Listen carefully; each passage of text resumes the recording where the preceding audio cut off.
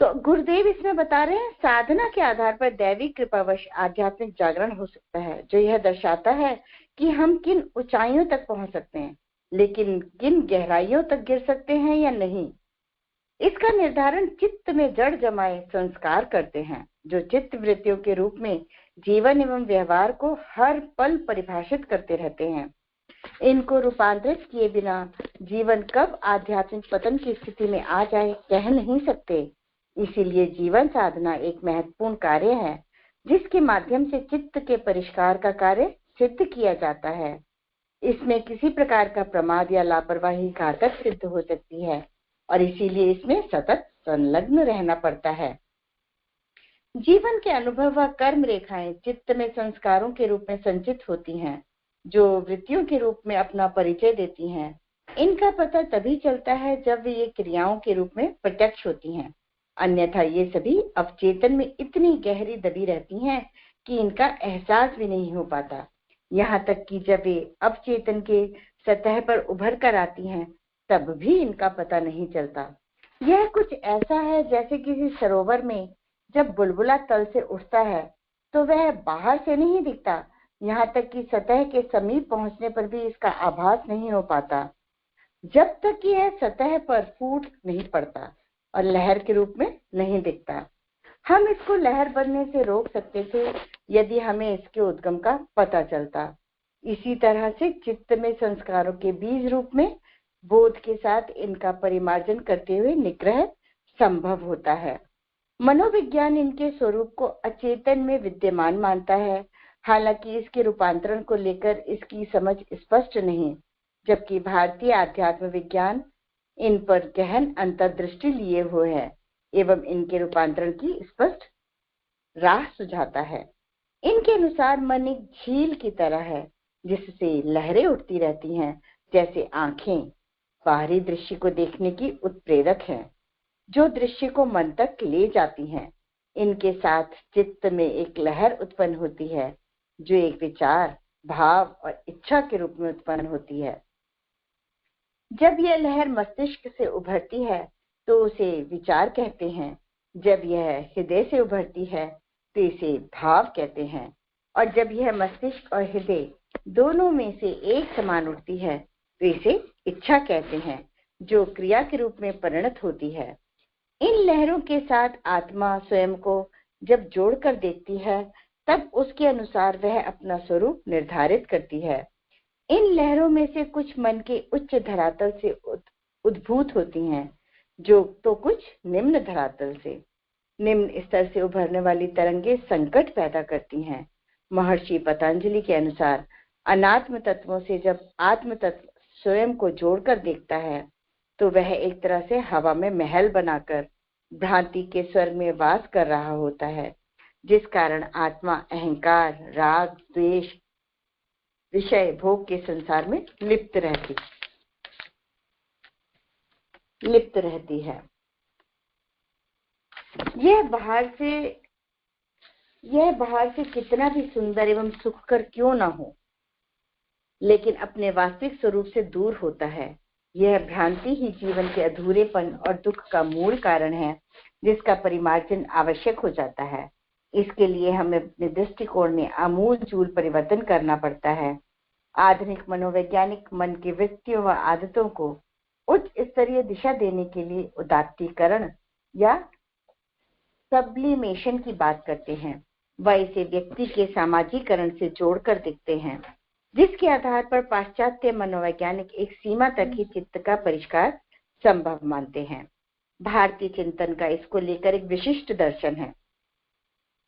इसके अनुसार हर व्यक्ति चेतन व अचेतन रूप में आनंद की खोज करता है, जो इंद्रिय सुख भोग के कारण गलत दिशा में भटक जाता है। इसको नैतिक एवं आध्यात्मिक अनुशासन में कसते हुए सही दिशा दी जा सकती है। वह चित्त का समग्र रूपांतरण किया जा सकता है। वस्तुतः मनुष्य अच्छाई या बुराई का सम्मिश्रण होता है। आश्चर्यजनक रूप में अच्छाई के साथ उसमें भयावह बुराइयां भी विद्यमान रहती हैं। उसमें एक ओर जहां पाप वृत्तियां होती हैं, तो दूसरी ओर पुण्य वृत्तियां भी होती हैं। हमारे अंदर स्वार्थपरता हो सकती है, लेकिन त्याग का भाव भी भरा रहता है। एक भाग में क्रोध और अहंकार भरा हो सकता है, लेकिन साथ ही दया और करुणा भी हो सकती है। एक ओर हम वासनाओं के दास हो सकते हैं, तो वहीं हमारे भीतर असाधारण नियंत्रण की शक्ति भी होती है। जीवन के दोनों छोरों के प्रति सम्यक दृष्टि रखते हुए हम सत् प्रवृत्तियों का संवर्धन और दुष्प्रवृत्तियों का उन्मूलन कर सकते हैं। जैसे जैसे हमारे भाव परिष्कृत होते जाएंगे, वैसे वैसे हमारे चित्त का शुद्धिकरण होगा और हम आत्मबोध की ओर अग्रसर होते चले जाएंगे। हालांकि अंतर में विद्यमान क्रोध, भय, ईर्ष्या, द्वेष आदि भाव विकारों को निग्रह कठिन होता है, लेकिन असंभव भी नहीं। आध्यात्म शास्त्र मानता है कि अभ्यास के द्वारा इनको साधा जा सकता है। निम्न वृत्तियों का उदात्तीकरण नैतिक अनुशासन एवं आध्यात्मिकरण के आधार पर रूपाकार लेता है। एक और जहां इसके लिए कर्म योग, ज्ञान योग, भक्ति योग जैसे मार्गों का विधान है, जो महर्षि पतंजलि इसके लिए अष्टांग योग का सुव्यवस्थित मार्ग समझाते हैं, जिसके अंतर्गत साधना पथ यम नियम के साथ प्रारंभ होकर आसन, प्राणायाम, प्रत्याहार, धारणा के साथ आगे बढ़ता है। इस तरह नैतिक गुणों के साथ आध्यात्मिक अनुशासन का अभ्यास किया जाता है। मन को आध्यात्मिक ध्येय पर केंद्रित करते हुए इसको व्यर्थ के चिंतन व इधर उधर की भटकन से रोका जा सकता है और इस सुदुर्लभ जीवन के मूलभूत उद्देश्य को पूरा करने में सतत संलग्न सचेत रखा जा सकता है। इसी के साथ चित्त में जड़ जमाए वासना के बीज को परिष्कृत व नियंत्रित करने का विधान हाथ लगता है तो ध्यान की सशक्त विधि है। ध्यान को आध्यात्मिक रूपांतरण की कुंजी कह सकते हैं, जिसके आधार पर क्रमशः चित्त में जड़ जमा कर बैठी हुई सूक्ष्म वासनाओं का परिमार्जन होता है और साधक आध्यात्मिक जीवन के आदर्श आत्मज्ञान व आत्मबोध की अवस्था को प्राप्त होता है। हालांकि यह तभी संभव होता है जब नैतिक अनुशासन एवं प्रार्थना के आधार पर मन को एक स्तर पर शांत एवं स्थिर कर लिया गया हो। इसके उपरांत ध्यान की गहराइयों में उतरने पर हम चित्त के उन सूक्ष्म अवरोधों से परिचित होते हैं जो शरीर जन्य कर्म और संस्कारों के परिपाक करने के बाद भी चित्त में संग्रहित हो जाते हैं। ध्यान से हम इनका परिमार्जन करते हैं। क्रमिक रूप में हम उस अंतर्दृष्टि और आत्मनिरीक्षण की क्षमता को विकसित कर पाते हैं जो सूक्ष्म स्तर पर मन की कामनाओं, वासनाओं आदि को खोजकर इनका परिमार्जन कर सके। इस तरह साधक जिन विजातीय भावनाओं और वृत्तियों से स्वयं को जोड़े बैठे देखता है, अभ्यास के साथ इनसे विलग होता है, दृष्टा भाव में आकर इनको नियंत्रित करता है। ध्यान के साथ वह अंतर प्रज्ञा जागृत होती है जो कामनाओं, वासनाओं को दग्ध कर सके।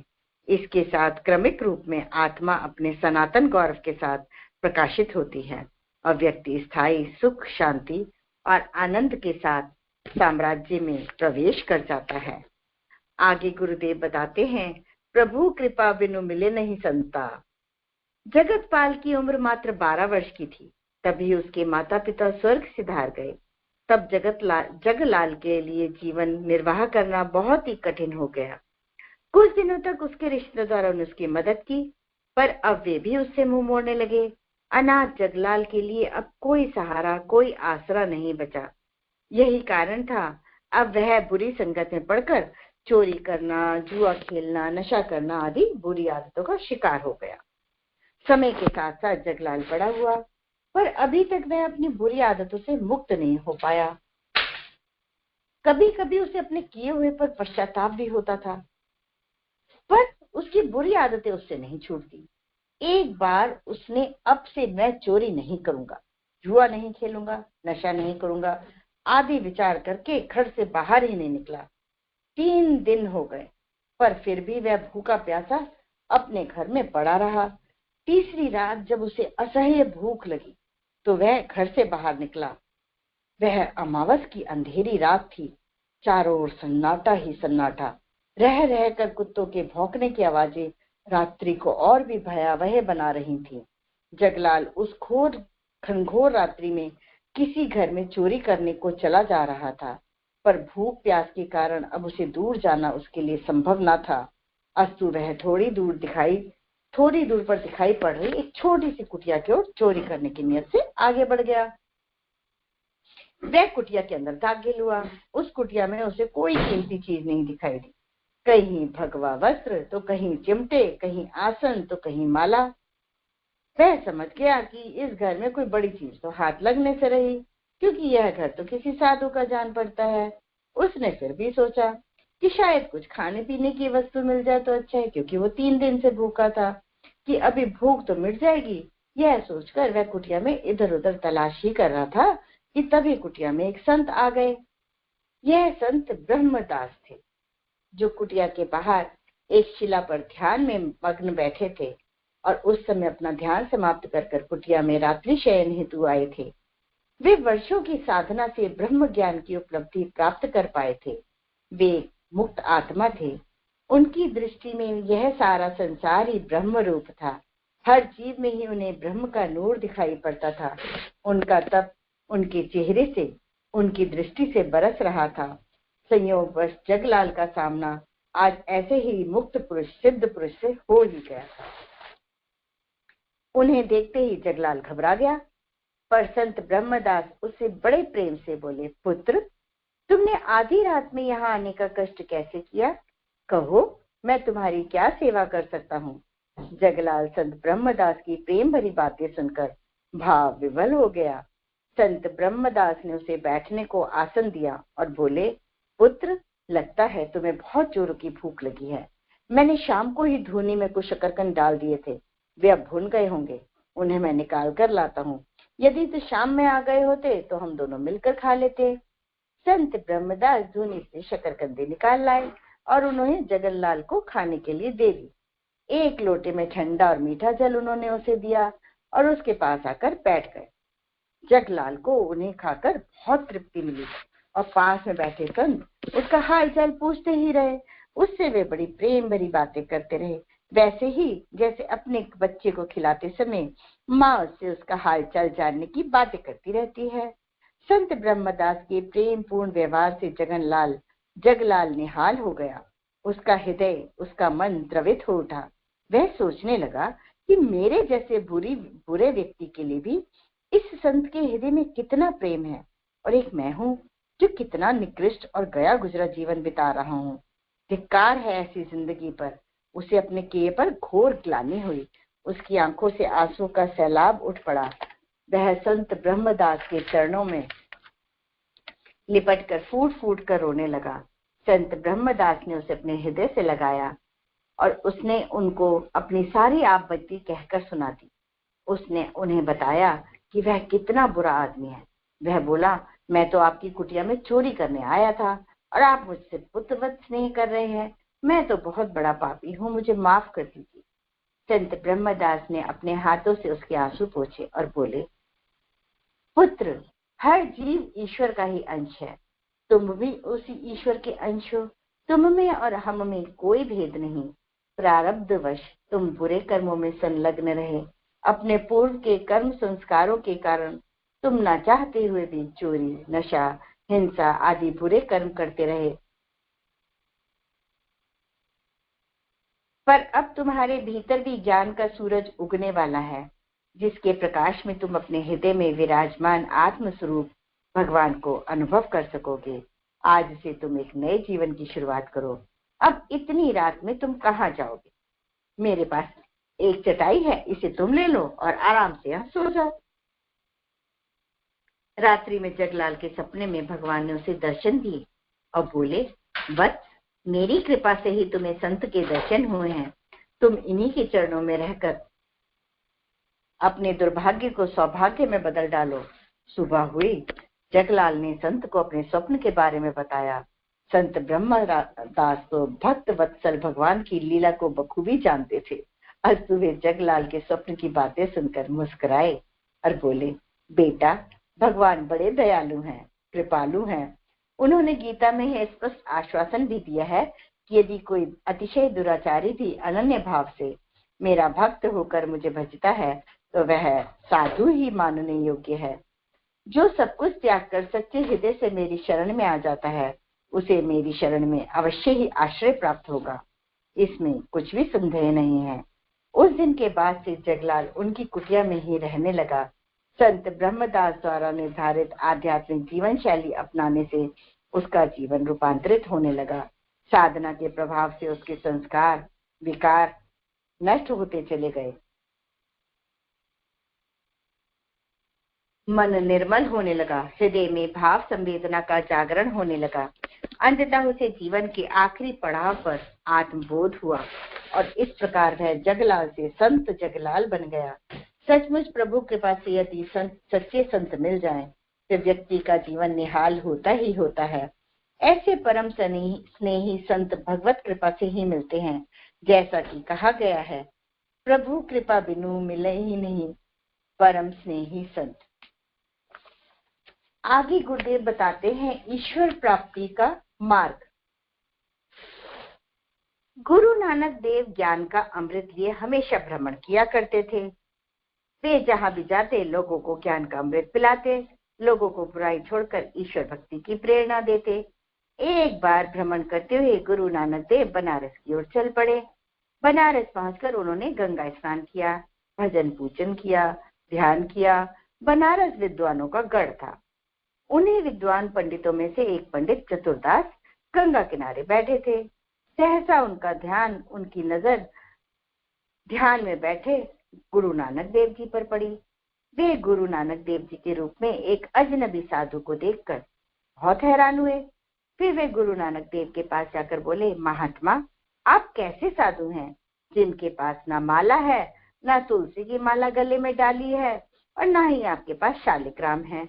इस पर गुरु नानक देव हंस पड़े और बोले, हे ब्राह्मण, तुम ईश्वर को शालिग्राम बनाओ, शुभ कर्मों को तुलसी की माला समझो और जन जन में अभिव्यक्त हो रहे विराट ईश्वर की सेवा करो, तभी दयालु ईश्वर की तुम पर दया होगी।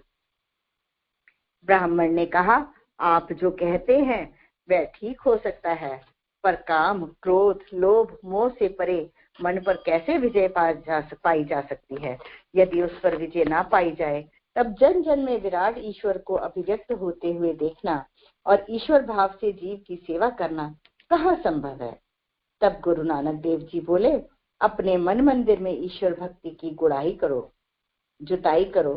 फिर जैसे जैसे यह मन मंदिर की धरती उपजाऊ होगी, वैसे वैसे मनोभूमि में ज्ञान जन्म लेगा। फिर उस ज्ञान के खुरपे से काम, क्रोध, लोभ, मोह, अहंकार को खत्म कर पाओगे। इस पर उस ब्राह्मण ने पूछा, हे साधु, क्या वेदों और शास्त्रों के अध्ययन के बिना ज्ञान प्राप्त हो सकता है? इस पर गुरु नानक देव बोले, ब्राह्मण देवता, केवल वेद शास्त्र पढ़ने मात्र से प्रभु नहीं मिल सकते। प्रभु तो आपकी आत्मा के अंदर है। यदि आपकी आत्मा पर अंधकार छाया है, तो ज्ञान का प्रकाश भला कहाँ से आएगा? यह ज्ञान रूपी प्रकाश मनुष्य की आत्मा से पैदा होता है, पुस्तकें पढ़ने से नहीं।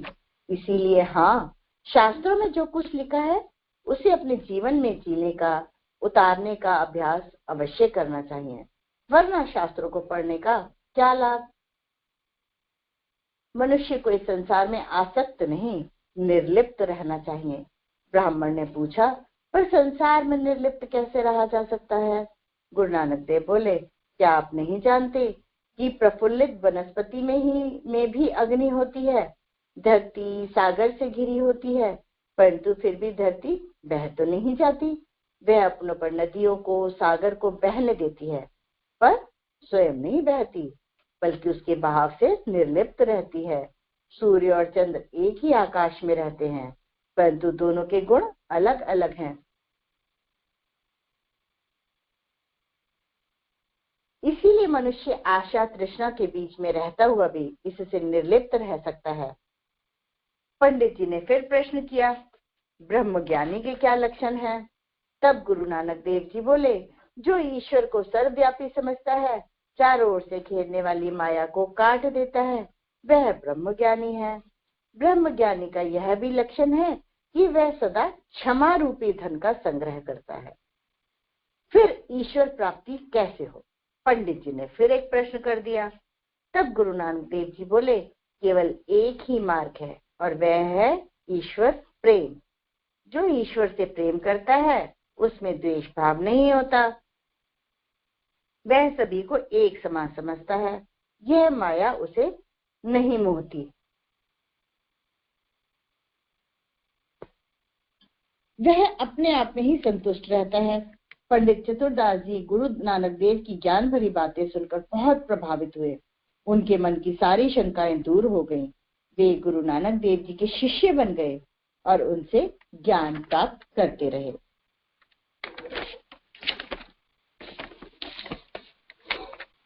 आगे गुरुदेव बता रहे हैं, मानवीय जीवन का आधार संवेदना।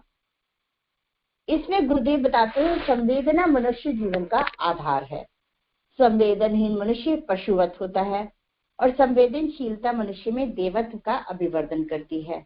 उच्च भावनाओं के आधार पर वह देवता बन जाता है। तुच्छ विचारों के कारण वह पशु दिखाई देता है। निकृष्ट पाप बुद्धि को अपनाकर वह असुर और पिशाच बन जाता है। कोई व्यक्ति अच्छा या बुरा तभी रह सकता है जब तक उसकी सद्बुद्धि क्रियाशील रहे। पाप बुद्धि के प्रकोप से यदि मनुष्य संभल ना सके तो वह स्वयं तो अंधकार में गिरता ही है, दूसरे अनेकों को भी अपने साथ पाप पंख में ले डूबता है। विश्वामित्र ऋषि को प्रलोभन भाया तो वे मेनका के जाल में फंस गए। पराशर केवट कन्या पर मोहित हो गए और अपने को न संभाल सके। चंद्रमा ने गुरु की पत्नी गमन का पाप ढोया और इंद्र जैसे देवता अहिल्या का सतीत्व नष्ट करने के कुकर्म में पवित्र रहे। भीष्म द्रोणाचार्य जैसे विवेकशील भी दुर्योधन की अनीति का समर्थन करने लगे। दूसरी ओर सद्बुद्धि के जागृत होने पर फतेह सिंह, जोरावर जैसे छोटे छोटे बालक दीवार में जीवित सुने जाते हुए हंसी खुशी स्वीकार कर गए। चोटी न कट देने के बदले बोटी बोटी कटवाने को प्रसन्नता पूर्वक तैयार हुए हैं। स्वतंत्रता संग्राम के सैनिक बनकर असंख्य व्यक्ति सब प्रकार की बर्बादी सहन कर गए और फांसी के तख्तों पर गीता की पुस्तकें छाती से चिपकाए हुए चढ़ गए। राम की सेना में रीछ बंदर जैसे दुर्बल प्राणी भी अपने प्राणों की आहुति देने के लिए सम्मिलित हुए। एक छोटी सी गिलहरी तक अपने ऊपर धूल भर भर कर उसे समुद्र में झाड़ देने का अनवरत श्रम करके समुद्र को उथला करके राम की सेना का मार्ग प्रशस्त करने का प्रयास करती हुई दिखाई पड़ी। ये सब सद्बुद्धि के जागरण के उदाहरण हैं। सद्बुद्धि से दुर्बल व्यक्तियों में 1000 हाथियों का बल आ जाता है, पर स्वार्थी बुद्धि तो सेनापतियों को भी कायर बना देती है। द्रौपदी को भरी सभा में नग्न किए जाते समय भीष्म और द्रोण जैसे योद्धा नपुंसक बैठे रहे। उस समय उनके मुख से एक भी शब्द विरोध का नहीं निकला। झांसी की रानी लक्ष्मीबाई सहायता और आश्रय प्राप्त करने के लिए समर्थ राजाओं के पास गई, पर अंग्रेजों के डर से उन सभी ने सहायता देने से साफ इनकार कर दिया। कितने ही भारतीय अपनी स्वार्थ बुद्धि के कारण अंग्रेज और मुगलों के प्रिय बने रहे और देश को गुलामी की जंजीरों में जकड़ा हुआ देखते रहे। जहां राणा प्रताप और शिवाजी जैसे स्वाभिमानी जीवन भर भारतीय स्वतंत्रता के लिए तिल तिल लड़ते रहे, तो वहीं अपने राष्ट्र राज्य के बदले अपने लिए सुविधाएं प्राप्त करने वालों की भी कमी नहीं थी। राणा सांगा 84 घाव होने के बाद भी युद्ध करते रहे, पर दूसरे लोग शत्रु से मिलकर अपना स्वार्थ साधने में लगे रहे। इस लोक में जो कुछ भी सुख शांति समृद्धि प्रगति दिखाई पड़ती है वह सब सद्भावनाओं और सद प्रवृत्तियों का परिचय देती है, और जितनी भी उलझने पीड़ाएं कठिनाइयां दिखती हैं उनके मूल में दुर्बुद्धि का बीज फलता फूलता रहता है। सैकड़ों हजारों वर्ष बीत जाने पर भी पुरानी ऐतिहासिक इमारतें लोहे के चट्टान की तरह आज भी अडिग खड़ी हैं, पर हमारे बनाए हुए बांध स्कूल पुल इधर बनकर तैयार नहीं हो पाते, उधर बिखरने शुरू हो जाते हैं। आज सामान और ज्ञान दोनों की पहले की अपेक्षा अधिक उच्च कोटि के हैं, पर उस लगन की कमी दिखाई पड़ती है जिसके कारण प्राचीन काल में लोग स्वल्प साधन होते भी बड़ी बड़ी मजबूत इमारतें बना देते थे। कुतुब मीनार, ताजमहल, आबू के जैन मंदिर, मीनाक्षी के देवालय, अजंता की गुफाएं, मिस्र के पिरामिड, चीन की दीवार मात्र बौद्धिक ज्ञान का नहीं, उत्कृष्ट वास्तु निर्माण करने की भावना का प्रमाण प्रस्तुत करते हैं। मशीनों, कारखानों, नहर, बांध, सड़कों के आधार पर हमारी सुख शांति नहीं बढ़ सकती।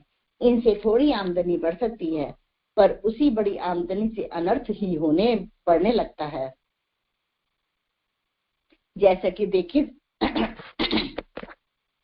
देखा जाता है कि कारखानों के मजदूर, दूसरे श्रमिक अपना सारा पैसा तंबाकू, सिनेमा आदि में खर्च कर देते हैं। आमदनी बढ़ती रहने पर तरह तरह के फिजूल खर्ची के साधन भी बढ़ जाते हैं। जिन्हें ऊंची तनख्वाहें मिलती हैं, वे भी अभाव और कमी का रोना रोते रहते हैं। धनी लोगों का व्यक्तिगत, पारिवारिक, सामाजिक जीवन क्लेश और द्वेष से भरा रहता है। पैसे के साथ साथ दुर्गुण बढ़ते चलने पर वह दौलत विपत्ति का कारण बनती चली जाती है। आर्थिक उन्नति के साथ साथ विवेकशीलता और सत्प्रवृत्तियों की अभिवृद्धि भी अवश्य होनी चाहिए। यदि इस दिशा में उपेक्षा बढ़ती गई तो प्रगति के लिए, आर्थिक सुविधा बढ़ाने के लिए जो प्रयत्न किए जा रहे हैं, वे हमारी समस्याओं को सुलझाने में कतई समर्थ नहीं हो सकते। जब तक मजदूर ईमानदारी से काम नहीं करेंगे, तब तक कोई कारखाना पनप भी ना पाएगा। जब तक चीजें अच्छी और मजबूत नहीं बनेंगी, उनके खरीदार भी नहीं मिलेंगे। गुरुदेव कहते हैं, सत्प्रवृत्तियां इन वर्गों में उतनी नहीं दिखाई देती जितनी दिखनी चाहिए। यही कारण है कि हमारी प्रगति अवरुद्ध बनी हुई है। साधनों की कमी नहीं है। आज जितना ज्ञान, धन, श्रम, साधन मौजूद हैं, उनका सदुपयोग होना लगे तो सुख सुविधाओं में कई गुना अभिवृद्धि हो सकती है। आत्म कल्याण की लक्ष्य पूर्ति तो सर्वथा सत्प्रवृत्तियों पर ही निर्भर है। ईश्वर का साक्षात्कार, स्वर्ग और मुक्ति को प्राप्त कर सकना केवल उन्हीं के लिए संभव है जिनके विचार और कार्य उच्च कोटि के आदर्शवादी एवं परमार्थ परक भावनाओं से ओतप्रोत रहते हैं। भगवान घट घट के वासी हैं। वे भावनाओं को परखते हैं, हमारी प्रवृत्तियों को भली भांति जानते हैं। उन्हें किसी बाह्य उपचार से बहकाया नहीं जा सकता। ये किसी पर तभी कृपा करते हैं जब वे उसकी भावना की उत्कृष्टता को परख लेते हैं। भावनाशील व्यक्ति बिना भजन के भी ईश्वर को प्राप्त कर सकता है, पर भावना के विहीन व्यक्ति के लिए केवल भजन के बल पर लक्ष्य प्राप्ति संभव नहीं है। लौकिक और पारलौकिक, भौतिक और आत्मिक कल्याण के लिए उत्कृष्ट भावनाओं की अभिवृद्धि नितांत आवश्यक है। प्राचीन काल में भी जब अनर्थकारी समय आए हैं, तब उनका कारण मनुष्य की स्वार्थपरता और पाप बुद्धि ही रही है। जब भी सुख शांति का आनंदमय वातावरण बन रहा है, उसके पीछे सद्भावनाओं का बाहुल्य ही मूल में रहा है।